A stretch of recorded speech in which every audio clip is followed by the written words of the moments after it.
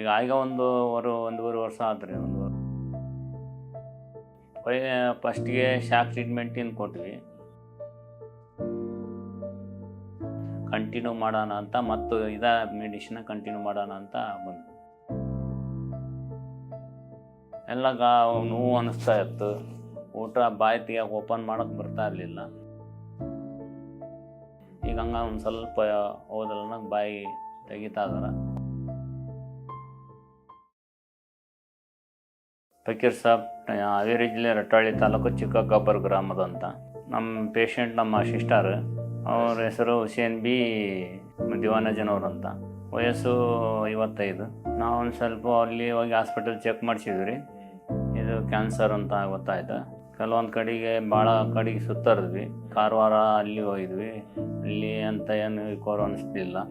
ಒಂದ್ಸಲ ಟ್ರೀಟ್ಮೆಂಟ್ನಲ್ಲಿ ಪುನರ್ಜನ್ ಆಸ್ಪತ್ರೆ ಅಂತಂದೊಂದು ಇದು ಬಂದು ಆ್ಯಪ್ ಎಲ್ಲೆಲ್ಲಿ ಬಂತು ಫೇಸ್ಬುಕ್ನಲ್ಲಿ ನೋಡಿ ಇಲ್ಲಿ ಹೋಗೋಣ ಅಂತ ಬಂದ್ವಿ.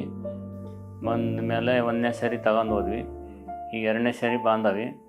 ನೋಡೋಣ, ಕಂಟಿನ್ಯೂ ಮಾಡೋಣ ಅಂತ ನಾವು ತೀರ್ಮಾನ ಮಾಡ್ಕೊಂಡವ್ರಿ. ಅದು ಗಳಲ್ ಕ್ಯಾನ್ಸರ್ ಅಂತ.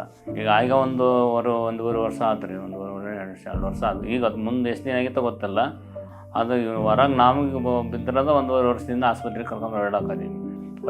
ಫಸ್ಟಿಗೆ ಶಾಕ್ ಟ್ರೀಟ್ಮೆಂಟಿನ ಕೊಟ್ವಿ. ಈಗ ರೂಪಾಯಿದಲ್ಲಿ ಒಂದು 10% ಗುಣಮುಖನ ಕಾಣಿಸ್ತಾ ಇದೆ. ಕಂಟಿನ್ಯೂ ಮಾಡೋಣ ಅಂತ, ಮತ್ತು ಮೆಡಿಸಿನ್ ಕಂಟಿನ್ಯೂ ಮಾಡೋಣ ಅಂತ ಬಂದು ಆಪ್ರೇಷನ್ ಅಂತ ಏನು ಮಾಡಿಲ್ಲ, ಕೀಮೋ ಕರೆಕ್ಟ್ ಅಷ್ಟೇ. ಎಲ್ಲಿ ಅಡಿಕೆ ತಂಬಾಕು ತಿಂತಾಯಿದ್ರು, ಅವರು ಅಭ್ಯಾಸ ಇತ್ತು. ಎಲ್ಲ ನೋವು ಅನ್ನಿಸ್ತಾ ಇತ್ತು. ಊಟ ಬಾಯಿ ತೆಗಿಯೋಕೆ ಓಪನ್ ಮಾಡೋಕೆ ಬರ್ತಾ ಇರಲಿಲ್ಲ.